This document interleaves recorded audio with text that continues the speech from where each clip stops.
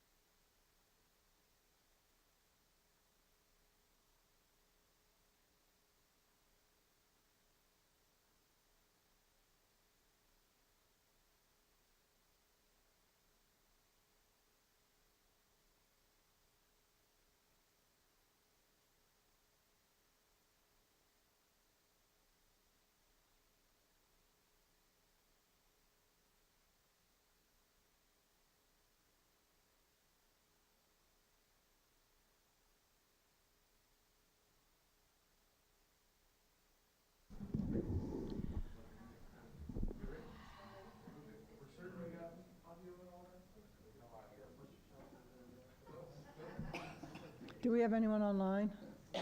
Okay. He is online now?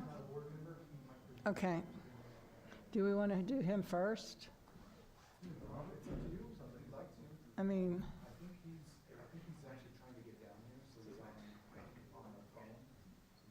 oh, ask, okay, that's fine. Okay, good morning, everyone. It's 9 a.m. It's Wednesday, December 10th, 2025. This is the meeting of the Camino Real Regional Mobility Authority Board. I'm officially calling it to order.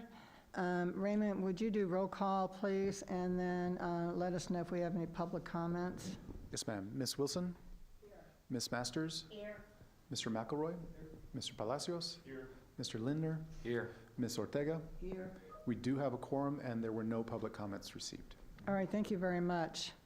I'll move to item number 2, which is the adoption of the minutes for the RMA board meeting of November 12th, 2025. Has everyone had a chance to review them? Are there any comments or changes? If not, I'll entertain a motion to approve. Motion to approve. Second. So I have a motion from Ms. Ortega, a second from Mr. Lidner to approve the minutes as submitted. All in favor? Aye. Any opposed? Motion passes.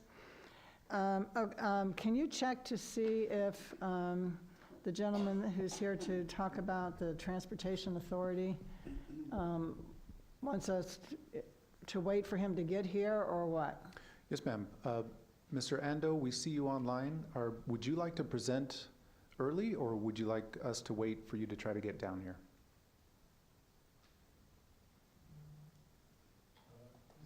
He responded, he said he's landing on a plane, so I think it's best that we wait for him. Okay, he's landing now? Okay, fine.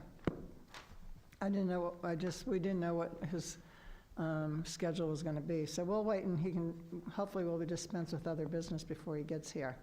Having said that, we'll move to item 3, which is discussion and action on a board resolution authorizing the execution of work authorization number 11 with HNTB Corporation and an associated budget transfer for submittal of a grant application to TxDOT's off-system rail grade separation state fund program for a pedestrian crossing at the Medical Center of the Americas.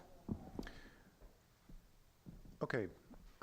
Raymond Tays, Executive Director of the Camino Real Regional Mobility Authority. So this item, we're very excited to bring back to you. As you may recall, we brought this to you last month asking for authorization to submit a grant application to this program. This is the off-grade rail grade, or off-system rail grade separation state fund program of TxDOT, which consists of about $250 million from the legislature to make crossings more available throughout the state. So we submitted, it's a two-step process. There's a preliminary application, and then if you're approved, you can advance to the detailed application. We submitted under the preliminary application, and I'm happy to report that we were approved to advance to the detailed application. So what you see before you is bringing on HNTB to provide those grant writing support services. The original application was submitted by staff. RMA staff developed it and submitted it. It was fairly straightforward, but as you can imagine, the detailed application process is a lot more detailed. Well, that's obvious, right? I use the same term, but it's a lot more intense. So we're bringing HNTB on to handle that for us. The fee and scope are included as part of your backup. I would mention very recently, and then we talked about this, I believe, last month or the month prior, HNTB helped us in writing grants for the Howard Low project out of Horizon and also for the Alamo Alto Phase 4 project for the county. Both of them were successful as well. So we're hoping for a third successful grant application to be submitted here. I believe the due date is January 19th, so it's a pretty quick turnaround. We've already begun asking for letters of support from some of our stakeholders, and very excited about this opportunity. So happy to answer any questions. Otherwise, I would recommend approval of this item. Are there any questions? Just one. So I looked at the scope of work for a grant application. I'm wondering if you could tell us a little bit about the review process that goes into your review of what they're doing for a $73,000 fee on a grant application. You mean on the RMA side? Yeah. Well, so it starts with the grant program. So there's a program that's developed by TxDOT, and I'm not sure if I included it in your backup, but I can certainly provide it to you all. So it's, I don't know, 20, 30 pages worth of details in terms of what the application requirements are, and most importantly, the evaluation criteria. So as they're developing the responses, really ultimately they're doing the heavy lifting. They're doing the grant writing. And then it'll come to me and I'll tweak it, I'll put the RMA spin on it, and that's really the interplay. I'm not sure if I'm answering your question now. Yeah, I was trying to get to the $73,000 fee based on the scope of work. I see. But you've got a process, and so that's my only question. So I'll move to approve. Well, let me touch on that a little bit more, because the number is significant. But I will tell you, this is in line with the Howard Low and the other application, which were for projects that were much smaller. This project construction estimate at this phase, very, very early phase, is upwards of $20 million. So it's a significant project, and a lot of, and this grant program is bigger than I think it's bigger than the TA program, which is what the other two were for. And so, in addition, the original fee and scope was actually quite a bit larger than this. So we were able to scale it back by identifying some materials that were already delivered to the MCA. So we pulled some of those materials. I pulled some work from the scope as well. So I'm handling all of the letters of support and that sort of thing. So we're able to reduce the fee and the scope by doing those things. Yeah, and when I looked at it, given the fee, the firm will make a lot of money if it's funded and then on the design work. When I looked at the kind of things that were in the scope of work, I was like, 73,000. It seemed like a big amount given the requirements for the grant application. But if you're saying that you reviewed it and it's in line with projects that you've done recently, I'm comfortable. Okay, and just a point of clarification though, if we are successful, the terms of these funds that came down from the legislature require TxDOT to handle the design and the construction. Okay. So all of us will step back, TxDOT inherits the project and manages it for the partners. I'll move to approve. So we have a motion A second? and a second. Any other discussion? All in favor? Aye. Any opposed? Motion passes. Item 4, discussion and action on a board resolution authorizing the execution of the following instruments as they relate to the acquisition of property for the Dilley, DeLake, and Transit Center project. A, interlocal agreement with the town of Horizon City, and B, work authorization number 72 with Atkins Realis USA, Inc. Okay, this one we've talked about a few times, or at least this project we have. This is a project that we're helping the town of Horizon City develop, which includes 2 roadways and a transit facility. As we are advancing the design step for this particular project, the town has identified a different drainage facility location, and that is going to require certain right-of-way acquisitions, so 7 parcels in particular. So what you see before you today then under 4A is an interlocal agreement with the town of Horizon City to provide the funding for us to do those property acquisitions. And then item 4B is a work authorization with Atkins Realis for them to come on and actually do the activities. Now I would note the interlocal is drafted so that the funds that are being provided are to provide the acquisition services, but do not include the actual purchase price, nor do they include any eminent domain activities. So if we come into a situation where eminent domain is required, we'll get together with the town of Horizon City, see if they want to handle it, see if they want us to handle it. In prior projects with the town of Horizon City, they have handled eminent domain on their own, so there's some opportunities there to work through that. The purchase price, though, that happens later. We will develop the appraisals and that sort of thing. We'll identify proposed purchase offer prices, and if the town of Horizon City approves of those offer prices, then we'll submit those to the owner. If we're in agreement, then that's a separate ask of Horizon City, and they'll provide funding to us, and it goes from there. But anyhow, that's a model that we developed with the city of El Paso, and it works well, so we're rolling it out here again. Happy to answer any questions on this one again, but would recommend approval of both. Are there any questions or discussion? If not, I'll entertain a motion to approve. I'll move to approve. Second. We have a motion and second. All in favor? Aye. Any opposed? Motion passes. Item 5, discussion and action on a board resolution authorizing the execution of an amendment to work authorization number 1 with HDR Engineering, Inc. for an extension of the Tornillo Guadalupe Port of Entry study schedule.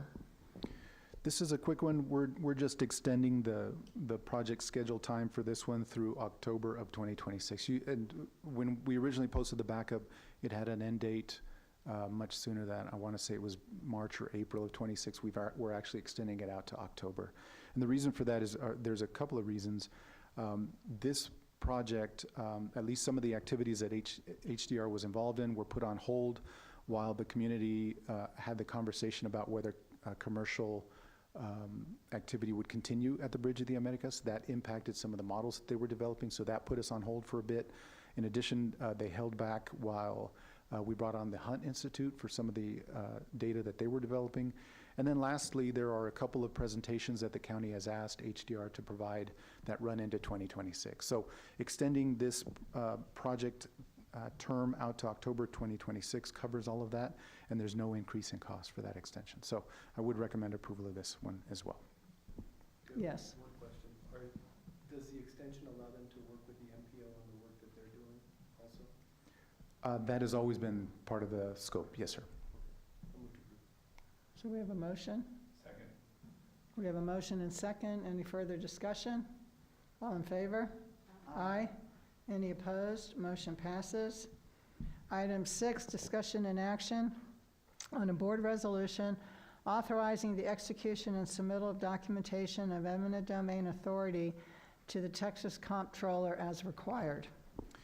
This is an annual requirement that entities that have eminent domain powers must comply with. So it's basically a checklist of, have we used eminent domain, do we plan to use eminent domain, and that sort of thing. So I would recommend approval of this item as well. Move to approve. I have a motion Second. and a second. All in favor? Aye. Any opposed? Motion passes. Item 7, presentation and discussion on change orders recently approved by the Executive Director for the Fabens Airport Hangar Expansion Project. Okay, we've got a quick PowerPoint that I'll run through for us here once we bring it up. It does deal with the hangars project out at the Fabens Airport. As you know, the Executive Director is authorized to execute these provided they're under 100,000. This is the project. These are the prior, and this is part of your backup, which is why I'm burning through these pretty quickly. These are the prior change orders that have been executed for this project. The latest one is number 19, and this was signed, I want to say yesterday or maybe the day before. This is to relocate some of the exit signs, literally those red signs that you see by the door, relocate a few of them and add a couple more for a total of just over $5,000. This was reviewed and approved by the county, and of course it's using county funds, so this was approved, and that's all I have for you. So no action is required on this item. Okay, thank you. So number 8 is presentation, discussion, and action on the RMA's proposed communications plan. I actually got the newsletter yesterday, the little bulletin with the project updates, and I thought it was really well done. Excellent. Oh, I'm glad to hear that. Thank Yeah. you. So that ties into this item very well. The RMA is required to adopt a strategic plan every 2 years. And one of the items within that strategic plan is the development of a communications plan. And so, as you know, we got sidetracked a little bit, but we're back on track. We've got a new communications and outreach consultant working for us. And so with that, I'm going to introduce Martin Bartlett, who's going to walk us through the communications plan that we've generally put together, and we're going to seek some input from you today as well.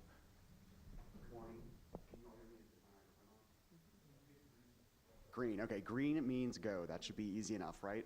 Madam Chair, it's good to be with you this morning. Members of the board, a pleasure. Thanks so much for having me. And it is always a pleasure to be talking about two things that I'm very passionate about, infrastructure and communications. So this is really kind of the core of what I find fascinating, and what I know Kelvin has heard me talk about many times, is if we can make folks understand infrastructure, they can get excited about it. So again, my name is Martin Bartlett. I've had the pleasure of working with and knowing many of you. I work with Consor Engineers, which is largely known for our design work across the country in more than 70 offices from coast to coast. Most of my colleagues are engineers, planners. We do have a strategic planning and communications group that I work with. And what we seek to do is help organizations like the RMA create environments, conversational environments, in which the good policy decisions that you as a board make have the very best chance of being accepted, adopted, and carried forward by the community and partners. So that's a little bit about Consor. Now I'm going to tell you something about you that you all already know and that Raymond mentioned earlier. Why are we here today? Because in response to goal 3 of the RMA strategic plan, the RMA is tasked with creating and developing a communications plan. And there were some very high-level bullet points laid out in the strategic plan that were guiding us as we began the process of working with CRRMA staff to begin figuring out what are the outlines of what a successful communications plan might look like. So what we would like to do today is update the board on the work that is already underway, get feedback on some of our high-level thoughts, some of the outlined approaches and assumptions, and also provide a timeline on delivery and execution of the plan. A little bit about what we are talking about when we say develop a communications plan. We really think of this as translating your strategic plan, that larger strategic guiding document, into outward messages and a plan for how those outward messages can be carried forward. Of course, we all know that the way you would speak to other elected officials, the way you would speak to members of the community, the way you would speak to nonprofit organizations is different. So the communications plan really begins with understanding who are the audiences, what are the profiles of those audiences, and then what are the key messages and talking points that can be as resonant as possible with those key audiences. It is not to say that we say one thing out of one side of our mouth, another thing out of the other, but we do recognize that there are probably drivers that differ between different audiences, and how we convey those drivers should differ as well. We are also going to go through some of our recommended tactics and some of the campaign strategies that we are going to recommend. And it's great to have all of those things down on paper. That's excellent. But the ultimate goal is to get them off paper, out there into the real world. So the strategic communications plan will include roles and responsibilities for who actually is going to be implementing what as part of the plan. So before we go any further, I think I shared that defining our audiences is pivotal to building a successful communications plan. From looking at the strategic plan that the RMA board adopted, it became clear that or as we read it, the two kind of audience groups there on the left in the more pink shades really seems to be who the communications plan is geared to most. Policymakers, the council, the commissioner's court, the legislative delegation, and also what we kind of think of as the authorizing public. Advocates, business groups, the chambers, large institutions, partner organizations like nonprofits. Again, as we read it, those were the audiences that we saw come up most in the section of the strategic plan that spoke about communication. However, that is not to say that you would be well served by dismissing the audience groups that you see kind of more on the blue side, folks that are driving on the roadways, folks that are using Sun Cycle bikes, visitors to the community that are using the Weiler Aerial Tramway one day, and also the broader community, folks who live here, pay taxes here, have their quality of life and their commutes impacted by the work the RMA does. Again, still focusing on the policymakers and the authorizing publics, but recognizing the facility users and the broader community have a direct line to city council, commissioners court, nonprofit organizations. And then we started to just kind of, at a very high level, toy around with some proposed key messaging themes. These are not necessarily the key messages themselves, but we really kept coming back to the idea that the strategic leadership, technical expertise, and commitment to innovation really is the differentiator for why communities like El Paso create RMAs, and specifically this RMA has delivered transformational projects from one side of the region to the other. So really focusing on the transformational nature of the work that's been done by the RMA. We also saw multimodality coming up multiple times in the strategic plan, recognizing that without partners, the RMA is not going to be able to achieve its goals. And those partners also rely on the RMA to achieve theirs. So really highlighting the partnerships that exist and that the RMA facilitates. Another item we saw coming up in the strategic plan that we would recommend integrating into the key messaging themes goes back to transparency, that the organization is run with good governance in the plain light of day, and that you as a board are ready, willing, and able to discuss and answer questions about the decision-making that you all have undertaken. So that's been a very high level, very kind of quick run through of some of the kind of guiding thoughts on the strategic communications plan that we're putting together. What I'd like to do in the next couple of slides is really dive into some areas where we really need the board's feedback. We've made some assumptions, and we want to test them and make sure that we're assuming the right thing. So if you'll indulge me just a moment, the next handful of slides, we're really going to take an opportunity to imagine we're in a strategic planning session in a boardroom. Madam Chair, yes. Can we ask questions before we get into this? Absolutely. I don't want to interrupt the presentation. No, please do. I apologize. So if you go back to the first slide with the stakeholders, Yes. the one thing that was missing under policymakers we're like the smaller regional jurisdictions, because a lot of our work are really done with like Horizon Right. City, Vinton, and I don't know if you want to just say regional municipal entities, because they're not necessarily under the Commissioner's Right. Court, they're independent. And so I'd really like to have them, I mean, we don't have to list them, Sure. but, you know, I still think we should say like local municipal entities or something, regional municipal entities. Fantastic. That would be important, I think. And then, I mean, the authorizing public, the larger institutions and business groups, I think those are pretty self-encompassing. But that was one thing that struck me when I saw that. Thank Great you. feedback, thank you. I do want, does anyone else have any thoughts on these kind of communications audiences before we move any further? My pleasure. So what we would like to do is talk in the next slides a little bit about the work that is already underway, some of the possible recommendations building upon that work. Madam Chair, you mentioned that the e-newsletter went out and landed in your inbox yesterday. Glad to know you received it. We are resuming quarterly distribution of the e-newsletter going out. Again, this week we're going to be coming out quarterly.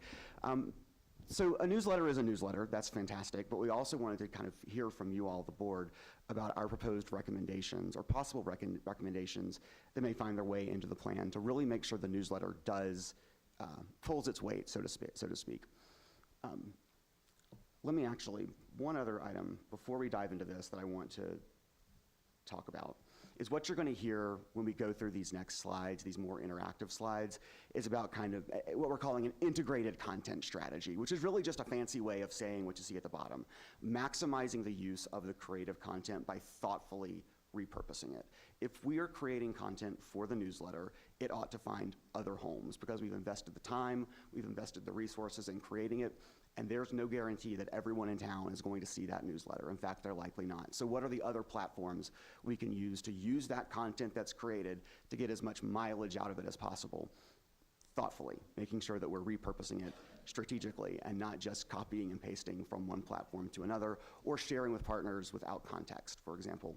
And we'll talk about kind of the role that I call them original influencers can have in spreading the word. So not TikTok influencers, but community influencers. Okay, so the work that's underway right now, again, we mentioned the e-newsletters coming back out quarterly. Some proposals that we would recommend to make sure the newsletter really pulls its weight and fits into that integrated space is richer, more resonant content. And what I describe richer and more resonant as is focus on the community, not the concrete. We know that project delivery is key to what the RMA does, but at the end of the day, who's going to be using it? Who's going to benefit from that project? That is the story, not so much, no offense to the engineers in the room, it's not the beams, it's not the girders, it's the people that are going to be using the facility. We would also recommend considering inclusion of video storytelling components. We know now more than ever, folks are not sitting down and watching the 6 o'clock news or picking up the newspaper. So if we can create our own video content to tell the stories about, again, those community-driven impacts of the RMA and its projects, we believe there will be an opportunity to expand the community's understanding of the good work the RMA is already doing. And of course, we're going to continue reviewing the distribution list, make sure folks who aren't on the list have an opportunity to get that information.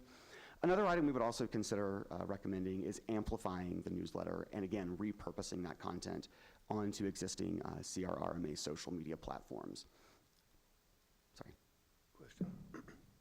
When we approved the original contract, given that we weren't doing much at the time and the staff were trying to get things going again, I remember not seeing social media in the contract language, or it may have been in there in a small way. But so much of what we see, like if you have a good newsletter, you can get 5 social media pieces out of it, right? If you have a groundbreaking, it's a great piece for social media. If you have a project completion, all of that stuff. But for the fee, I was like, you probably don't get social media for that. Going forward, I wonder, we probably should have budgeted for it, too late for that now, but I would like to see the RMA use a significant amount more social media to amplify, to take newsletter pieces, projects you're complete, all of that kind of stuff, Because I was telling a couple of people at work, I have a board meeting this morning, I'm gonna head down to CRRMA. The 4 people I was talking to, 3 of them were like, what's that? Right? And so I think there's a huge opportunity to get more word out about about the good work that the RMA does. We agree. So the contract that you're referring to with Consor, the intention there was just to get back up and running. We identified a couple of very specific items. The newsletter, we wanted to get that up and running very quickly. We knew we could knock that out pretty easily.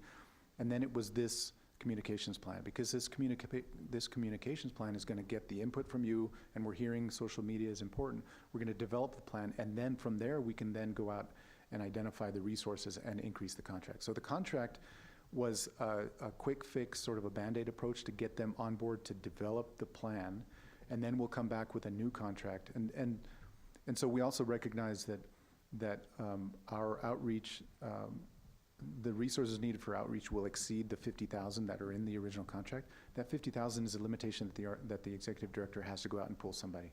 So we've got to go through the process to bring somebody on board to do those bigger steps once the plan is in place. So I think we're headed in that direction.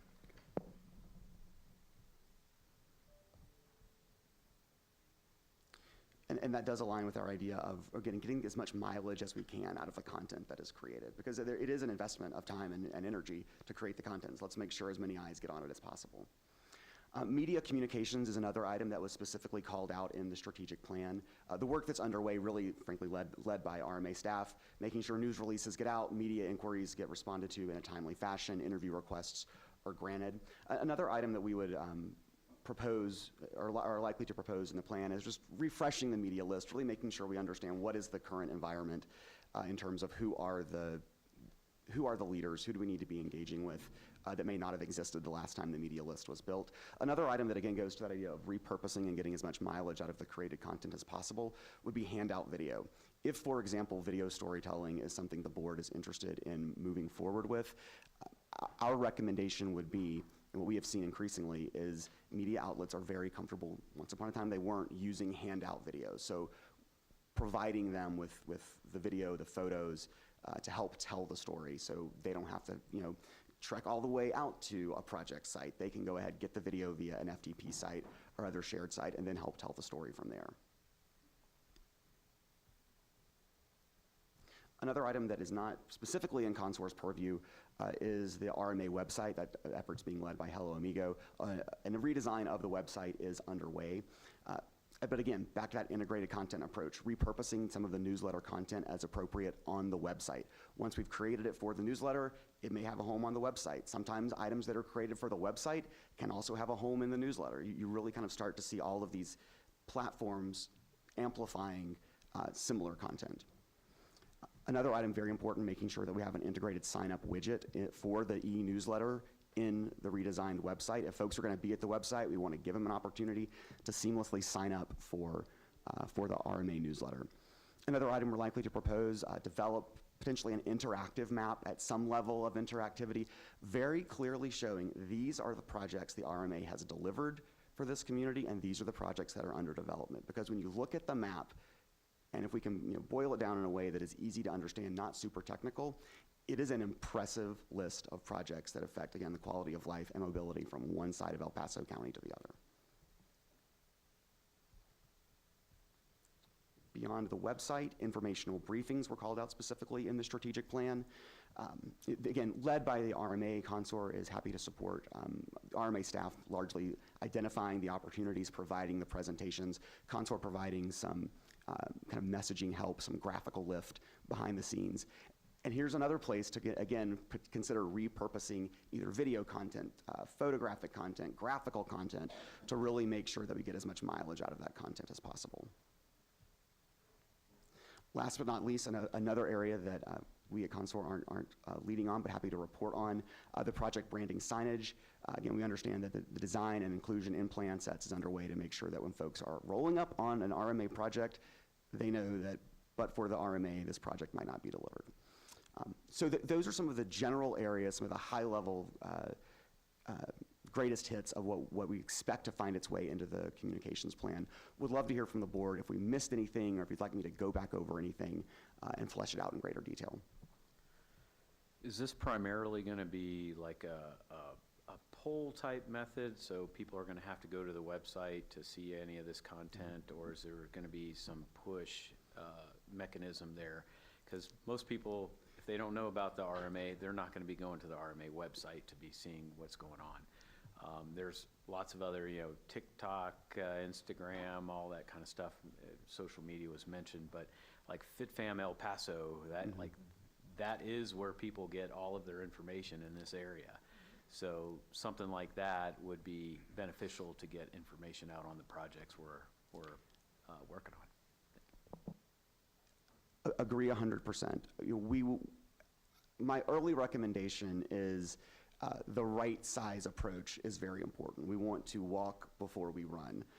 So what we are largely envisioning is recommending, again, if the newsletter content finds its way onto one of the social platforms that the RMA already owns, consider placing a little bit of money on those posts. You can really target them very narrowly. You can really find your audience. So there is, I think, there is, no offense to the RMA website, but we know it's not one of the biggest draws on the internet. So again, we would be foolish to recommend waiting for folks to find us. We do recommend some limited opportunities to go out there and find folks who maybe don't know about the RMA, don't know that they're interested in what the RMA is doing. So as part of your plan, are you going to have like strategic recommendations of where to launch in social media, how to roll it out, what the priorities and things are? Yes. Yes. We will not go so far, I think, at this level to say, this is an amount that you should spend, this is a posting schedule, but it will include some high-level looks at what platforms make sense. I think there are platforms that make sense for the RMA. There are platforms that I think won't make sense for the RMA. Yeah, because I'd like to invest our resources where we're going to maximize the impact of them. Absolutely. The other thing is, we have like El Paso Matters, which is a digital media that's got a pretty big following. We have the El Paso Inc., which is the business magazine. They seem to have a pretty big following. Their digital is not as good as it could be, but still, I think there are opportunities. Like I mentioned to somebody, I don't know if it was your firm or another, when we first went down this, that every board meeting we should look at what's on the agenda, and if there's something noteworthy, we should just do a quick press release. Like today, we're doing the one on, where was the one I was looking at? The grade separation for the MCA, big partnership. We're working on a big grant. It has a huge impact for that area. Something like that, we're helping to advance fund, grant application to get something like this done. It's a safety, aesthetic, whatever. Quick thing, when I look at the Inc., they have notices about, somebody got appointed here, there, anywhere, and it's sort of like, yeah, but these are like really big things that impact, the economic development of the community, and they're low-hanging fruit. You can do it at 5 minutes. So I think the focus should be every agenda is what's newsworthy on this agenda. And then at the end, today the RMA met, this is what they did, this is how it impacts you, yada, yada, yada. You get a little blurb. And I even think doing some small advertising with those two entities would actually help boost our profile, but also give them incentive to, like, when we want to do stories and stuff, to have an opportunity for them to do more detailed features and stuff like that. And that goes exactly to this idea of refreshing the media list. Okay. When the media list that was created was created, we didn't see organizations like El Paso Matters, for example. So it really is important to make sure, because the media landscape is changing so fast. Again, I'm a former broadcast journalist, and it's a different landscape than it was when I was working in TV news 15, 20 years ago. And I'm sure there's some social media platforms, too, that we could hook up with that are sort of business-oriented, or even some of the neighborhood things. And then the other thing I was thinking of on all these government partners, like the city, county, et cetera, we should make sure we've got a link, that they've got a link, like RMA is on there somewhere, because for most of these people, we're their public works department. And we're a huge partner for them, and so it'd be an easy way for them to add us onto their website. So there's a link for RMA projects in your community, click here or something like that. I'm just looking for things that are easy, that probably, I mean, they may, even if they cost, they're not going to be a huge cost, kind of low-hanging fruit that would really kind of get us out there a little quicker and faster, maybe. Yeah, and in our, like, when you look at the public, they want to know about certain things, right? What are we doing that's going to improve their quality of life? So whether it's transportation, you know, their commutes and things like that, or entertainment type things, activities, and the tax dollars, right? How are we helping to bring down costs or bringing in more revenue or something like that for the community? Yeah, we definitely need to get that strategic communication out there in a more proactive approach versus folks, you know, having to spend their limited amount of time trying to go and search for information. Like anything with the Weiler tram, like that's a big thing. And I'd venture to say the majority of the community have no clue that that's even going on. So it just shows an opportunity for us to get information out there via the platforms that are already on. And I think the non-road, the non-vehicular activities we're doing are also pretty noteworthy. I mean, we've got our bike program, which is really popular, and we're trying to grow it. And I'm not sure how many people know we even run it. And so there's a way to maybe boost that a little bit. We talked about the tram. We're doing the bike lanes and all the sidewalks and stuff in the rural areas, and you know, there's like those types of things, and the hangar, the Tornillo, the airport, the Fabens Airport, and the project out there, the things we're doing for that program. I mean, there's just some things that are kind of non-traditional that you don't think about that the RMA is actually really helping to drive, and so those are things I think we need to promote as well.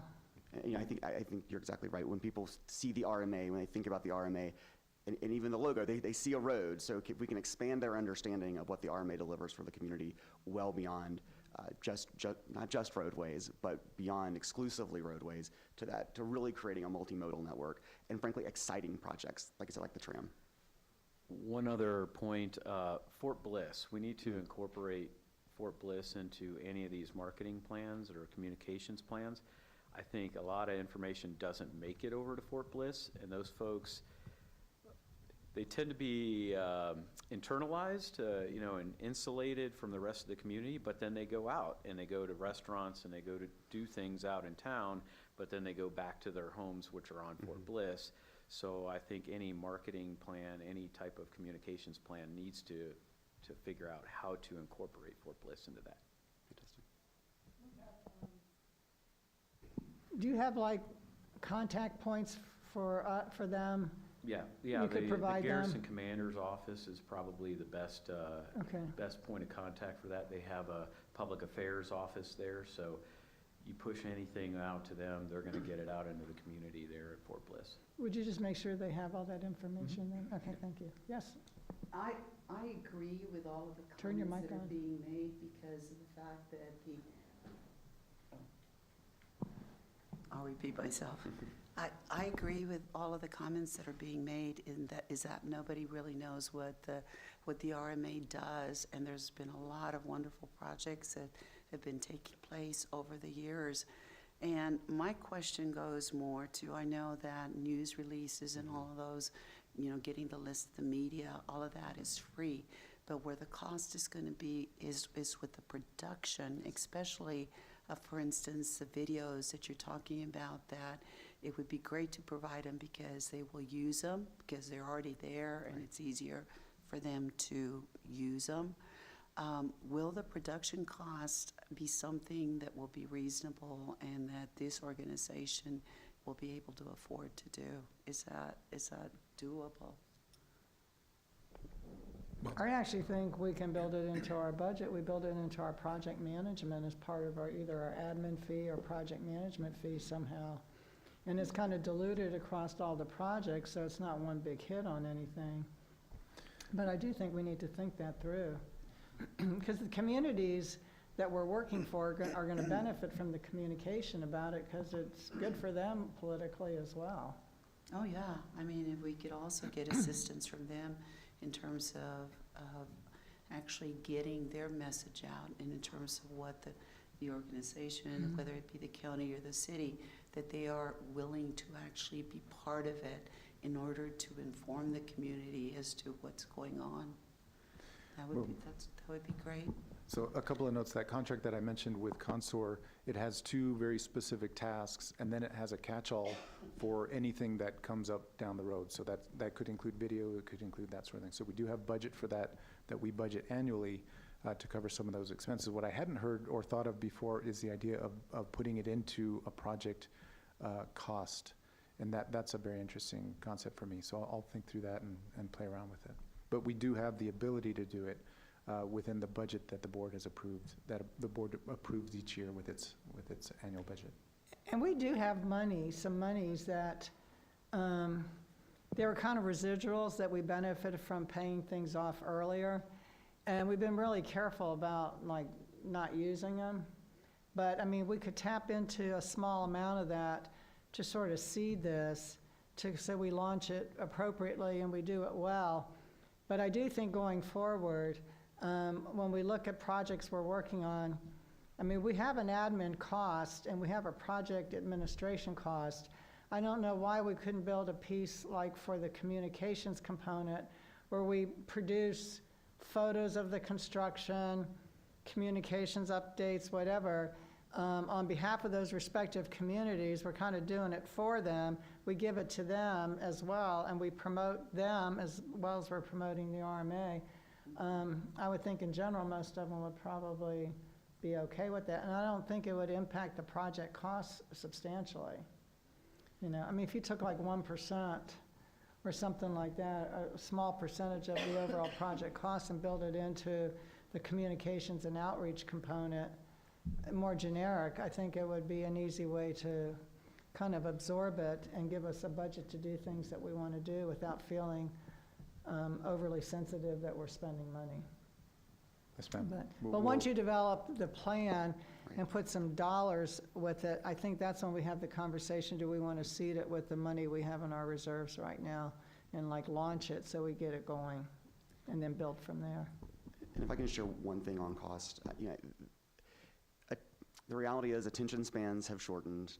People's expectations have shortened or have changed with what they are willing to consume. So I would advise against investing big bucks in 5 to 8 minute documentary pieces on any of the projects. I mean, this is a very, I would recommend keeping to a polished but somewhat guerrilla style content plan that really focuses on people's attention spans are not going to last through 5 minutes of the whole backstory on any particular project.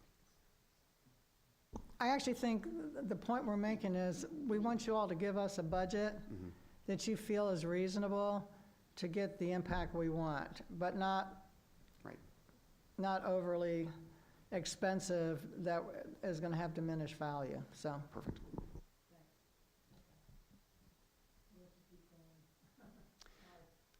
This has been a very robust and frankly energizing conversation. Are there any other areas before we dive into kind of what the schedule looks like and when you can expect to see us again come back to you? All right. So next slide, we're talking about transportation. So we have a roadmap. Again, the contract with Consor was executed back in October 2025. Again, we have spent some time getting things back on track, getting the first newsletter out, providing some communications materials related to Pelicano. So here we are today in December of 2025, hearing from you, the board. We expect to be back in front of you in 2026 to review the plan with the board and also identify what are some of those resource gaps. This is what we have proposed. This is what we think might be necessary to help achieve it. And then from there, we will work on an ongoing execution plan to make sure that we get the bang for the buck that the board is after. And that's us. So I know the planning committee meets monthly, right, pretty much, or fairly regularly? Not monthly. I had a health deal, so we missed one. Okay. Do you think it'd be worthwhile to take this through the committee and vet it Yeah. before we come back to the board? Just say, because at the committee level, you can actually spend a little more time drilling down. Then when we get here, we've got like other agenda items. So before you bring it back to the board, once you're ready, why don't we take it through the planning committee? The board members on there, I think provide good insight in terms of whether they think it's got what we want or it's lacking in anything. Then you can make the adjustments and bring it back to the board. Perfect. Yes, ma'am, we'll do that.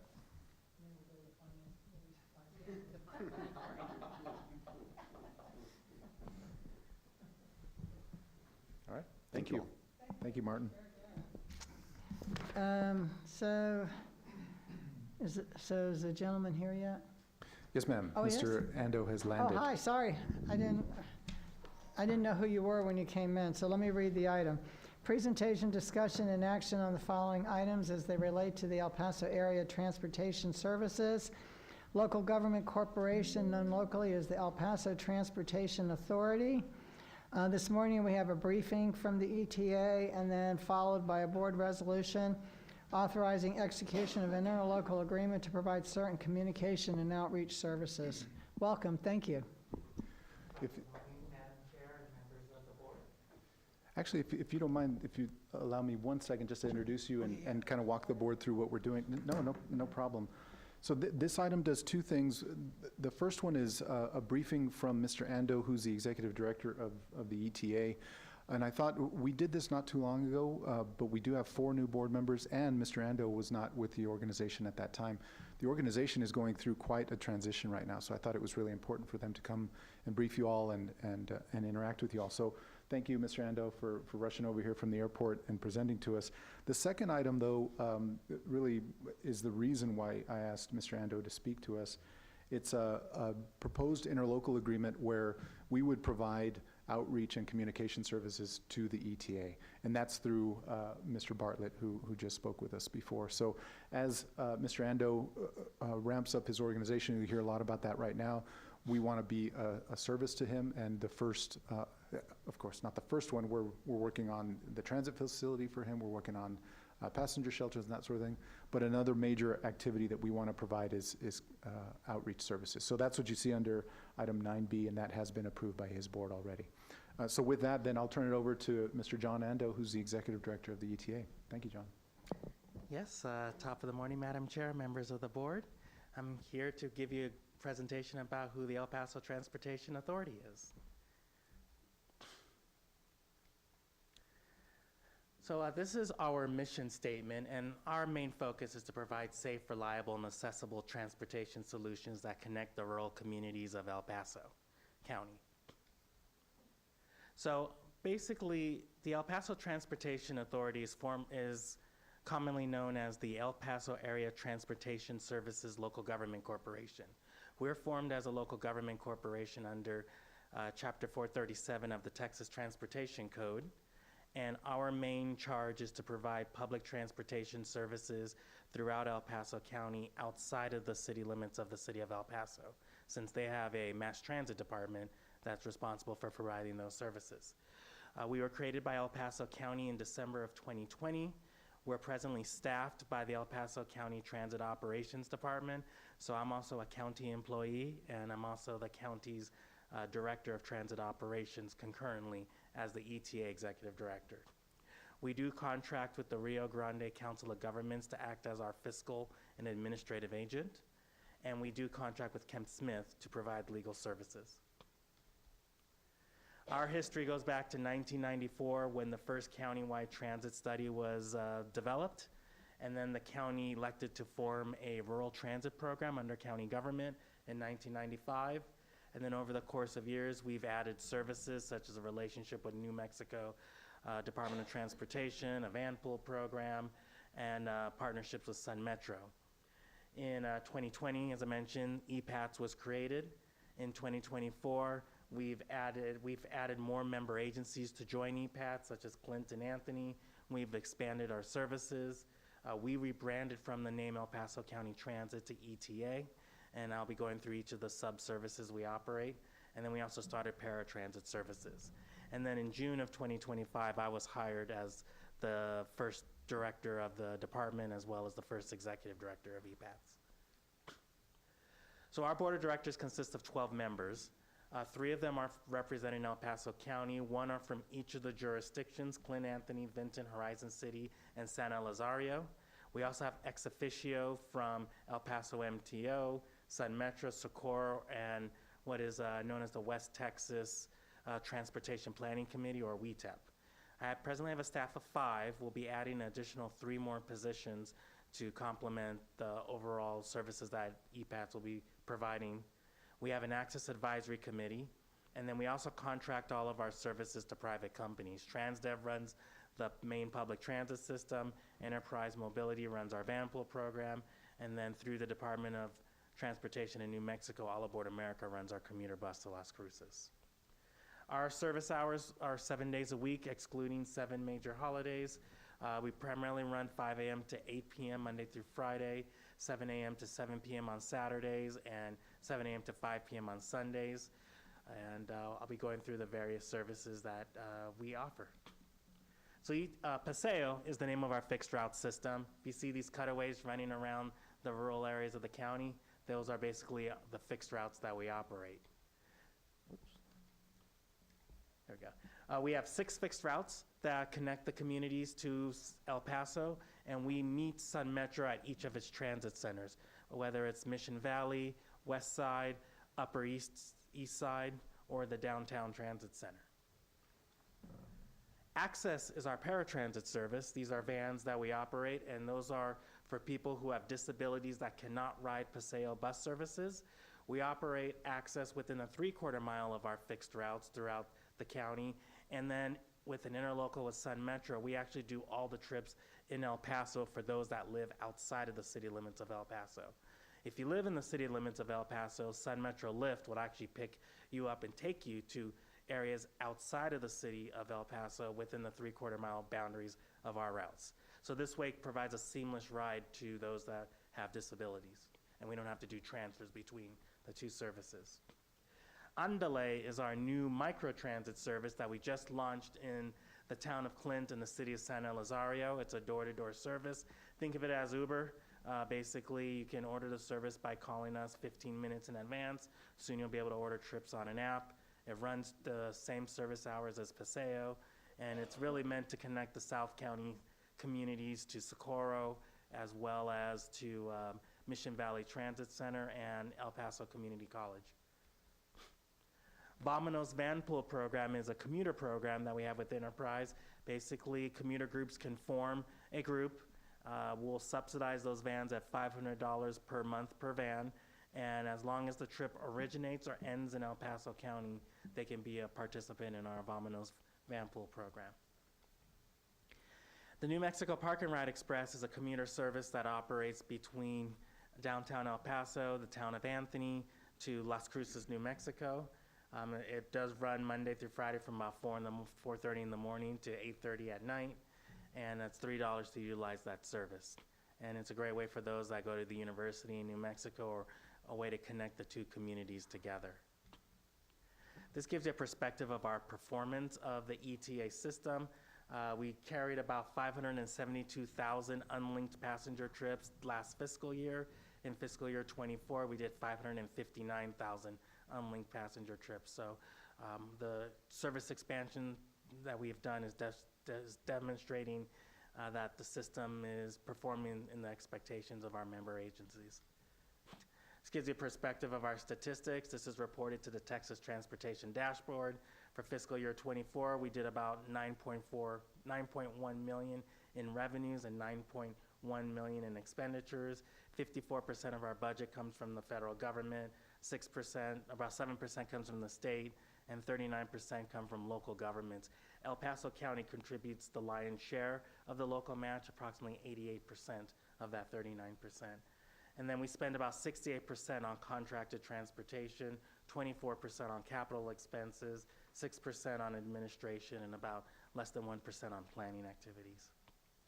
And this is just additional statistics that you can read in your packet at your leisure on ETA's performance. With the help of the Camino Real Regional Mobility Authority, we're doing a lot of capital improvements. One of our projects is putting signs at every bus stop in El Paso County. so that people can know where to catch our buses, and that's a design of what the new sign will look like. And then we're also installing bus shelters throughout the county in various jurisdictions so people have a comfortable, safe place to catch ETA buses. And then our biggest project is the transit operations and maintenance facility that's proposed to be constructed on Windermere Avenue. Thanks to the help of your staff at the RMA, we've been able to purchase the land. And then working with TxDOT, we were just recently awarded $12.8 million in federal funds, as well as associated state local matching funds for a total of $16 million to build this facility. So we're well on our way to having our first transit operations and maintenance facility, and we'll no longer have to lease space from Sun Metro. We connect to multiple transit providers in the El Paso region. Primarily, we connect to Sun Metro. We also connect to South Central Regional Transit District for trips to Sunland Park, New Mexico, Socorro's new microtransit system, and then Las Cruces Roadrunner Transit. We also partner with various technological firms so that people can access ETA information at the tip of their hands. You can download the Transit app or the Move It app. You'll be able to plan your trip, pay your fare, track our buses in real time, and schedule trips on our on-delay system.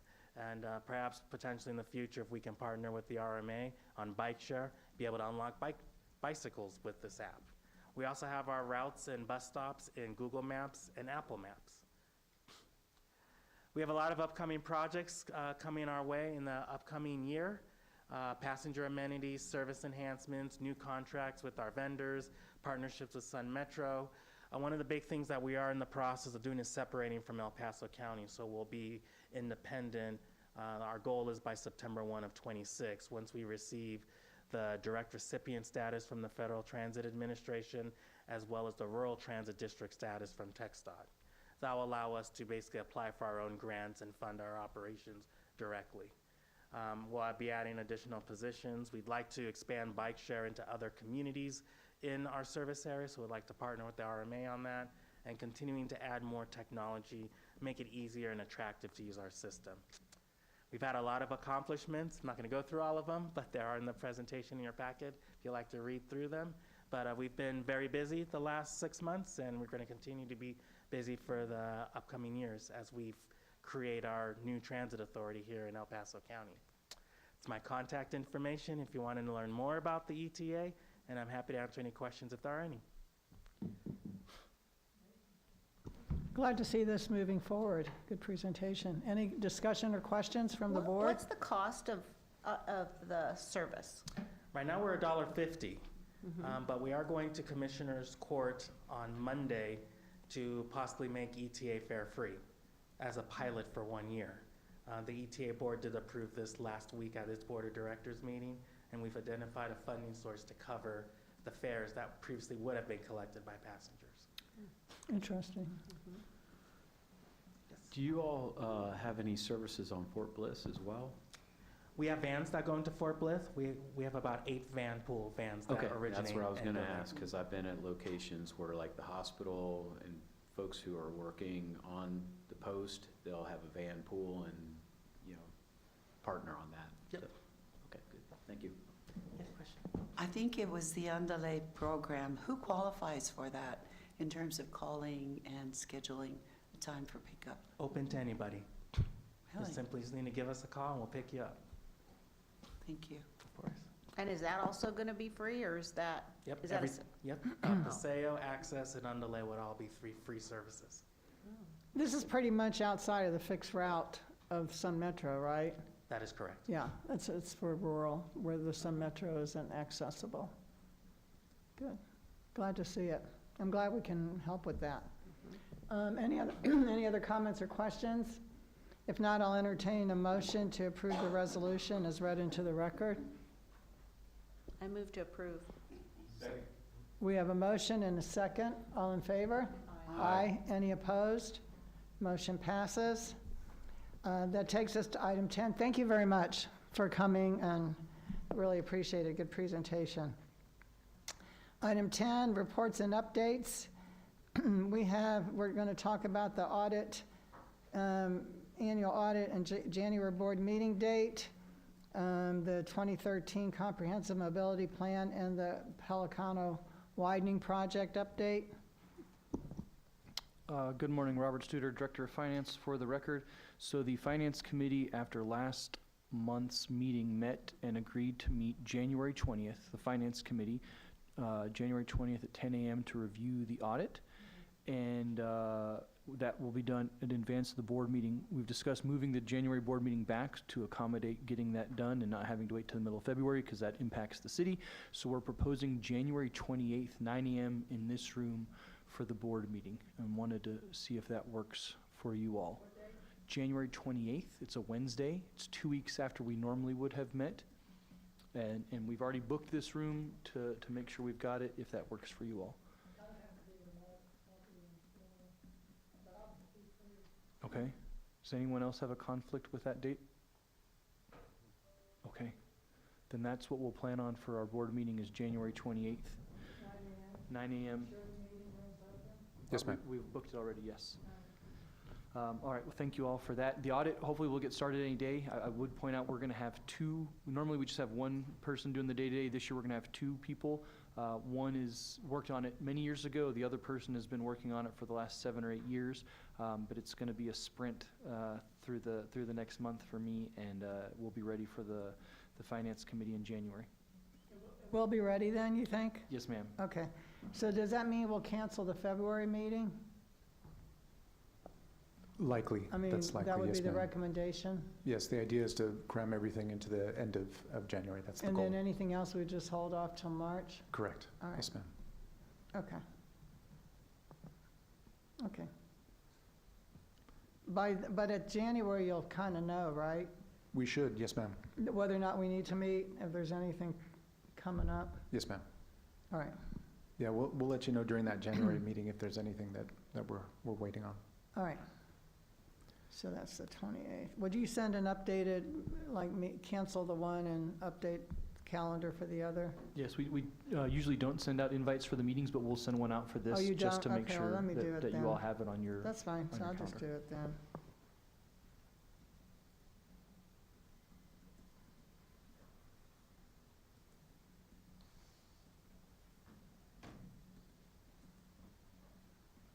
Yeah, see, when I put it in, then I get these invitee things, so.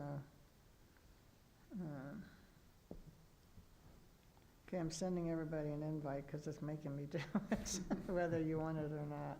All right, So that'll. you got that- an invite. That'll take us Somebody to did. item 10B, which is a comprehensive mobility plan update. That is part of your backup, and I'm happy to answer any questions if you have them. Otherwise, that'll take us to 10C, which is Pelicano.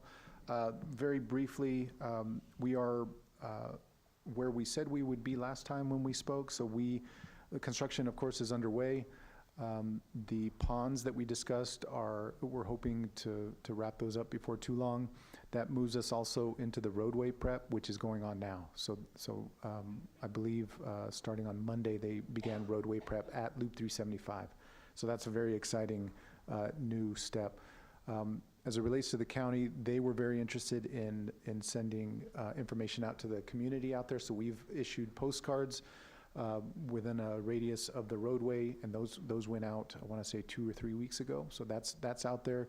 In the postcard, it included a QR code to get them to our website, which has been updated with the latest information on the project, and we'll continue to update that more frequently now that that's out there. So that's out. Now that we're starting roadway prep work and construction, the county has also asked that we have a media event out there, so we're prepping that. I believe that's scheduled for Monday so that the media can get a view of actual construction activities going on out there on the roadway. So that's happening, I believe, next week as well. So that's where we are. Ponds are underway and road work has now started, so we're on our way. Happy to answer any questions, but with that, I think that's all I have for you for this agenda. Thank you. No executive session? No, ma'am. Just one quick question. How are we on the initial construction estimate coming back from CEA timeline? That's still due this month, so we haven't received it yet. There's an item that we're waiting on, and I can't remember exactly what it is. Do you remember there's something holding back the Let me think it through, but either way, it's coming this month. Okay. Yes, sir.